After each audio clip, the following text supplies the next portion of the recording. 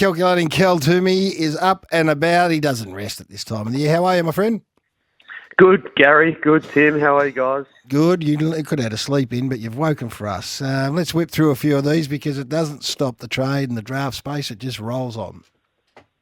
That's right. There's a bit of discussion about Jack Bowes in recent days. In Inside Trading, we report today that Gold Coast is prepared to offload pick number 7 in this year's draft, as well as Jack Bowes, to a club willing to take on Bowes' remaining 2 years of his salary. So, break this down. He has 2 years left on that deal that is heavily back-ended, so it's a lot of money. But the sweetener is clubs would be essentially buying that pick number 7 off the Suns. So there's a few in the market for it. Hawthorn, St Kilda, Geelong, Essendon, all shown interest in doing it. And, of course, getting Bowes too, who I like as a player. He had a tough year with his shoulder injury. But the Suns are getting in ahead of their salary cap pressure, trying to ease that this trade period. And we revealed in AFL.com.au earlier this week that the league is more willing to let these one-sided salary dumps go through this year than ever before. So pick number 7 being involved, though, is a big thing because clubs are going to want to take that off their hands. What do they get, though, the Suns, apart from the fact that they free up their salary cap? Pick 7's it's a pretty hot pick.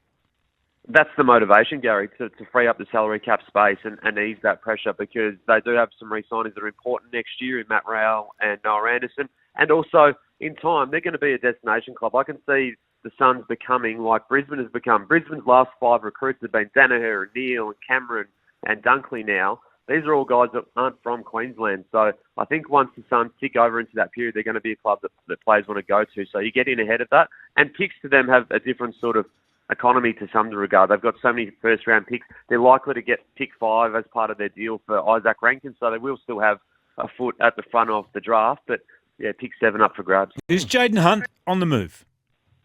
Well, he's played 20 games this year, and including the final series, but his future is uncertain, remains without a deal for next year. He's an unrestricted free agent, so he could walk to wherever he got a contract offer. West Coast has, I'd call it a level of interest, but by no means is that a certain thing. So his future is a bit unclear at this point, Tim. Clubs are chasing Toby Bedford, who the D's want to keep and have offered a contract, while another one to just to get a little on is Adam Tomlinson. Clubs could take a look at him, given he has fallen down the pecking order of key defenders at Melbourne, but he has 2 years to go on a good deal, so a club will need to take that on as well, money-wise. Have the Kangas filled their recruiting spots yet, given we know that was a big story through the year when they all left at the one time? No, they haven't. And remember, as you say, long-time recruiting boss Mark Finnegan, Glenn Luff, the head of player personnel, and recruiter Ben Berthasol all walked out on the Roos in May, ahead of that mid-season draft. As you say, it was a big story, wasn't it, at that time? The Roos have been working with a small team since then, headed by Brady Rawlings and, of course, Scott Clayton too.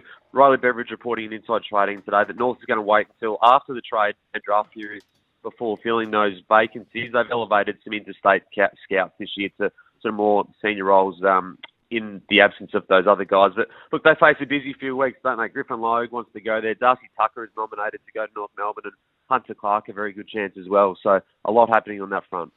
What can you tell us about Jack Graham at the Tigers? Yeah, Jack Graham's an interesting one. A year to go on his deal at Richmond. I think he's very gettable in terms of being on the market, and clubs are looking at him as an option. I think he wants to play more midfield time, and of course Jacob Hopper and Tim Taranto coming in the door likely, as we expect to come through this trade period from the Giants, is going to decrease those opportunities. I think a few clubs are weighing up how hard they do go for Jack Graham. Port Adelaide has been linked. I think Port Adelaide is still going to be pretty active with the money that they had saved for Josh Dunkley and ready to go for Josh Dunkley if he pulled the trigger on the power move. He didn't, of course. He's nominated Brisbane. So he could be one of the options for the power, but I think there's a few others that will also be looking at Graham potentially. Talking to Calculating Cal Twomey from AFL.com.au. What about Mason Wood? Has he done enough this season for the Saints to get a new deal? He has a new deal set there at St Kilda for next year. Josh Gablich reporting in Inside Trading that he's set for an extension. That's a good result for him. Played a career-high 19 games under Brett Ratton this season. So after only 9 games last year in his first year at St Kilda after coming across from North Melbourne. So that one will be ticked off soon. And it's that time of the year, Tim, where there are some players who are going to be left in limbo until after the trade period. So if you're Mason Wood, you get that deal done, and that's a lot more satisfying to get that done before having to wait it out over the next few weeks. And there's some exciting young talent running around a little bit later today. Vic Metro to take on Vic Country. Very excited for this, Tim. Decider in the Under-18 Championships. Lots of eyes on a couple of players in particular. Elijah Sardis is one of those. He missed the Under-18 Championships mid-year with a foot injury and came back in the NAB League, dominated. So this is his first game for Vic Metro against Vic Country in the game that will decide the Under-18 Championships. I still rate him as a contender for the number one pick, given his inside-outside mix.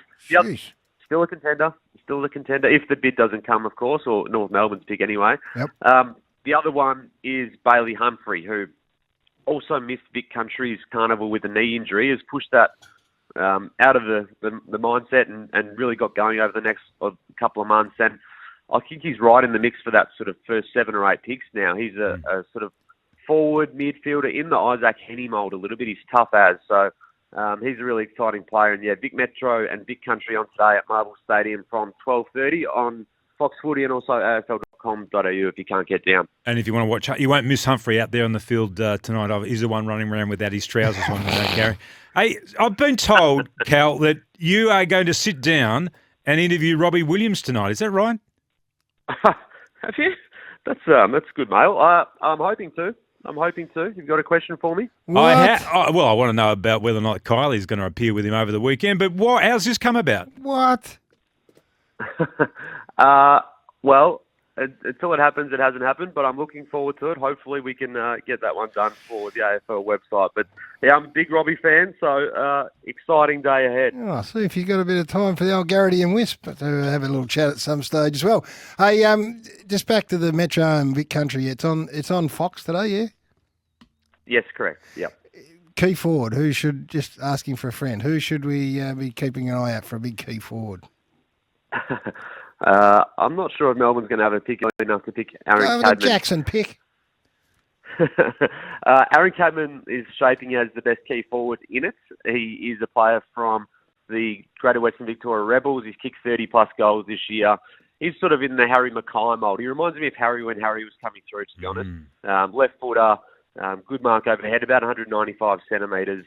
So not quite as tall as what Harry is, but yeah, there's a lot of raps on him, and he's a contender for those first couple of selections because the scarcity of the tall forward in this year's draft is real.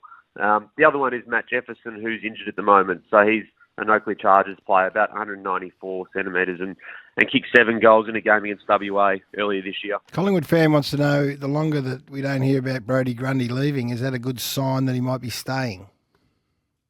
Oh, I think he's most likely to go. I think there's still some machinations that need to be worked there in terms of how much Collingwood would be willing to pay, how much Melbourne would be willing to give up in terms of a draft asset to make that deal happen. But I think the likelihood definitely is him heading to Melbourne. And look, that might not be a flat-out announcement. It might just be one that works beyond sort of the radar a little bit. But I still think that's the most likely outcome there with Grundy. Hey, Cal, Garry and I go to bed around 7:30. So is this interview with Robbie Williams, is it going to take place after 7:30 tonight or before 7:30? Because we could come along as a couple of soundies, if possible. Oh, look, if it happens, Tim. We'll wait and see how the day pans out. He sounds excited, doesn't he, Garry? Huge news. You're the new Molly. Good luck with that calculating. I know you love Robbie, so let's hope that can happen and enjoy the grand final. You too, guys. Thanks a lot. The great Cal Twomey. He's a bit flustered because the Wisp's broken the story here that he may very well have a sit down. Yeah, it's true too. Robbie Williams, Cal Twomey, AFL.com.au.